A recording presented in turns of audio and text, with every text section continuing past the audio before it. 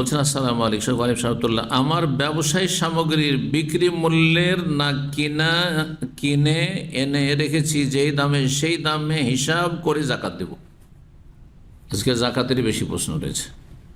একজন ব্যবসায়ী, হ্যাঁ, তার ব্যবসা আছে, দোকানপাট আছে বা কিছু আছে, সে যে ব্যবসায়ী সামগ্রী আছে দোকানপাটে, ধরেন মুদিখানার দোকান আছে অথবা আপনার অন্য কোনো দোকান আছে, যে কোনো দোকান আছে, হার্ডওয়্যার আছে, এটা হচ্ছে তার কিনে নিয়ে আসা মূল্য বিজনেসম্যানের, আর এটা হচ্ছে হ্যাঁ সেল যে করছে যেই রেটে সেই মূল্য, সেটা বেশি।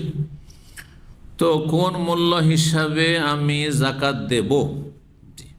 আপনারা কি বলেন, কোন মূল্য হিসাবে দিতে হবে? তার কোনটা সম্পদ?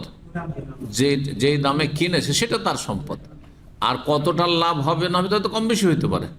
কোনো কাস্টমার খাতিরের, হ্যাঁ, ওকে 10 টাকা জিনিস আমি 8 টাকায় দিয়ে দিলাম, 7 টাকায় দিলাম, দিতে পারি না, কেনা দামে দিয়ে দিলাম, দিচ্ছি না, তাহলে ওইটা ধরা যাবে না। যে আমি লাভ করার পরে কত দামে বিক্রি করবো এটা ধরবেন না। আপনি কত টাকা ইনভেস্ট করেছেন এতে, হ্যাঁ, সেই টাকাটা হিসাব করতে হবে। কত টাকার মাল সামান আছে আপনার খরিদ করা মূল্য হিসাবে। জি।